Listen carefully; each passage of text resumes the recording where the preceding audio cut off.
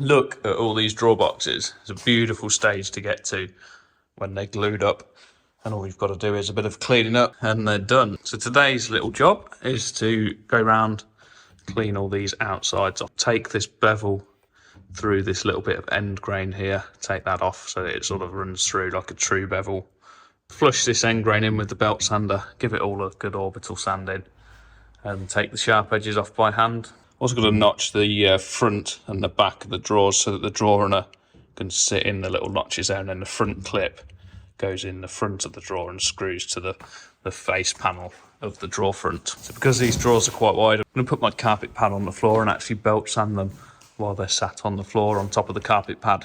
Hey, I've got a new tool I could use for sanding this, but I don't know if I want to use it yet. It is an absolute monster of a belt sander, 100mm. It's just way bigger than the other belt, like the Makita version of this. Yeah, brand new in-box BS105. It's got all the attachments as well, so hell of a bit of kit that is. I wonder how many are left that have not been used yet, because they stopped making these a little while ago now.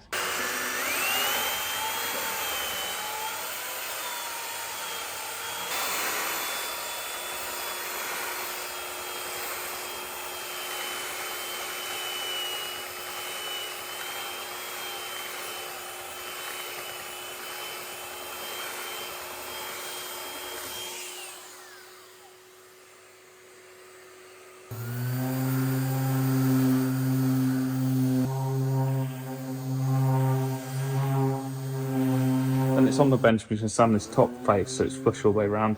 This hasn't been sanded yet, so there'll have planer ripples or saw groove marks in these top edges. So we either go around with the belt sander if it's quite rough, or orbital if it's not too bad. And because of this little bevel on my drawer design, we just got to machine the end of that end grain there off of the pin boards. So just using the belt sander, and I sort of set myself about right for the 45. Start sanding it, and then sort of keep my arms held in position, but move the sander away so I can check to see how that bevel is looking, if it's right, and if it's correct, then I can finish it off with a sort of through sand all the way along that rail. So I'm taking each drawer through this process one at a time, and it just breaks up the monotonous task of sanding 20 drawer boxes all at once. So take them all through, get them all through the spindle on the first cut. Unfortunately, I had to do 2 passes to make the front clip clearance through the spindle. So I'll push them through the spindle once, stack them to one side, then I'll make the adjustment to the cutter, push them all through again, and then go on to sharp edging the drawer boxes. This cut on the spindle is for the drawer runners, so it notches the front and the back of the drawer so that it's flush with the drawer bottom, so that the runner can sit flush with the drawer bottom, and then allows room for the clips to screw to the fascia panel of the drawer. After machining this little bit here, it makes this part of the drawer box really, really vulnerable to being broken off. If I put this drawer box down on this corner now, when it's standing around on its edges, it will definitely snap that little bit off there, because it's only a tiny bit of a glued shoulder holding it together. You've got to be really careful from this point on that you don't handle the drawers and put them down on this corner. Just get used to handling the drawers in a certain manner. So I always pick the drawers up by the lip underneath the drawer, and then naturally they sit this way around and will land on the front corner as you put them down first, rather than it's really tempting to pick them up by the inside here. They always tilt backwards, and you'll definitely be damaging them corners as you handle the drawers.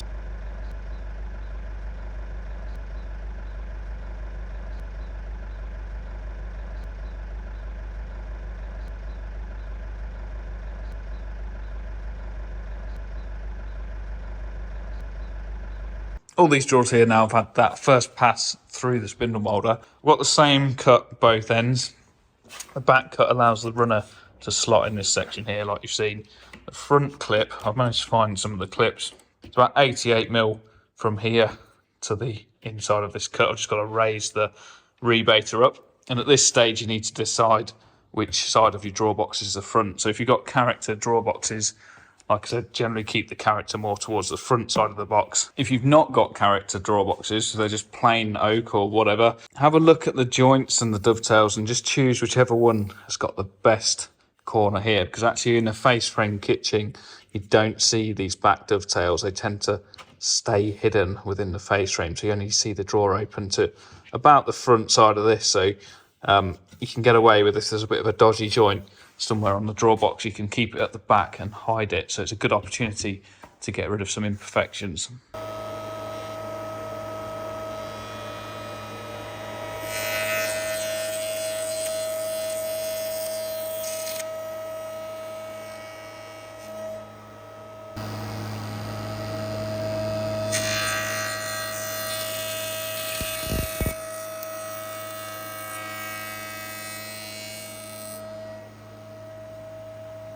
Got dead sharp edges left on the box. The last little job is just take them off. It's the last time I'm going to see this box before I spray it, so I'm just looking over it as I take all these edges off, even all the ones underneath, and just make sure that anywhere that the customer can touch this drawer box, that everywhere's nice and smooth and there's no splinters and nothing that looks out of place.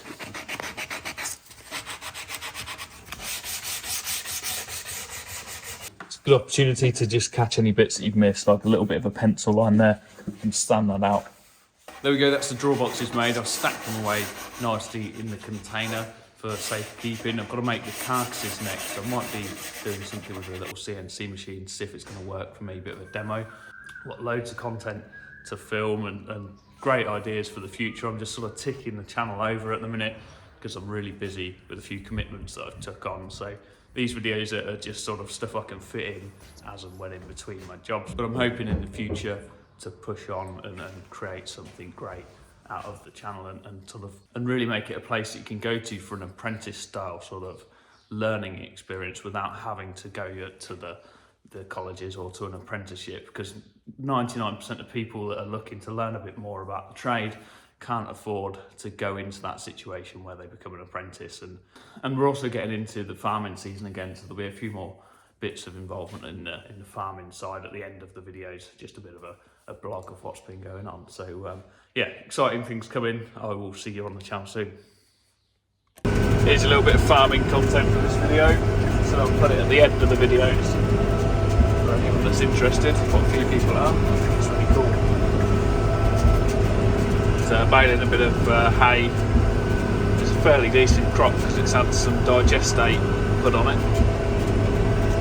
It's made it grow, so it's pretty thick grass when we cut it. This took some making. It's nearly, I think 7 days of making. We had them 3 or 4 days in the middle of 27, 28 degrees, so it's only just fit. Came and had a go yesterday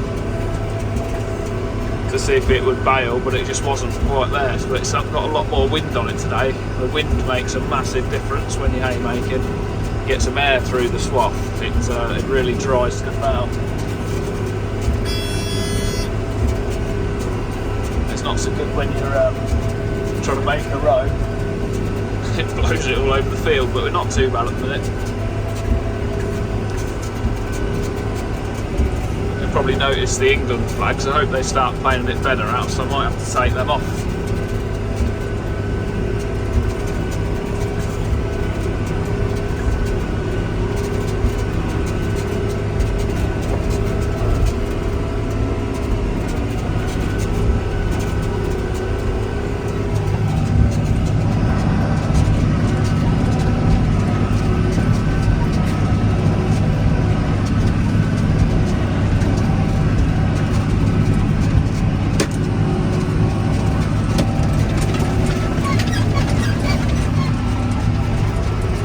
This spool here is a hydraulic actuator that lifts the pickup wheel up and down, so push it forward, lock it forward, it goes into a float position, slow us down a bit, and that's them little wheels either side, or the bit that's hoovering up the grass at the bottom.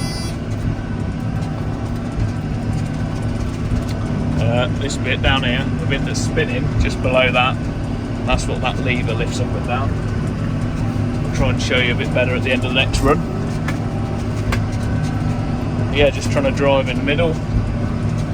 Looking on the camera, making sure we've got nice square bales coming out. You can sort of tell by the end of the bale whether it's square or not, and that tells you how accurate you're driving down the swath. Try and keep your speed matched to the swath as well. We want nice even inputs if we can. Oh, just caught a string, I think.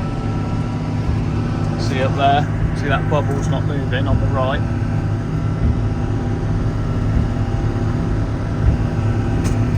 If I just do another swath, it might just bump it out. Come on, you bugger. But if I go out to that, it'll release.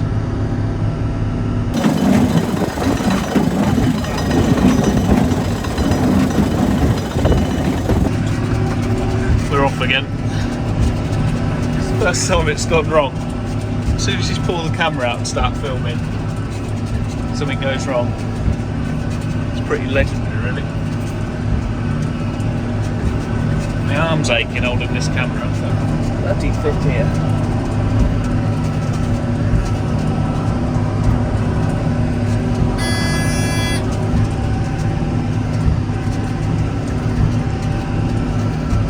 See, after that knot, look, they're all bumping up and down, look, all the little bubbles. Lollipops. They're being good little girls at the minute.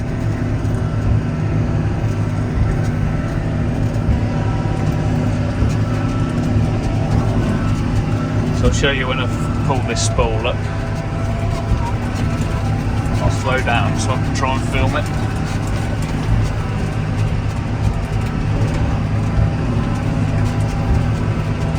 So I'll pull this one and look out the back, you see it lift up? Hopefully.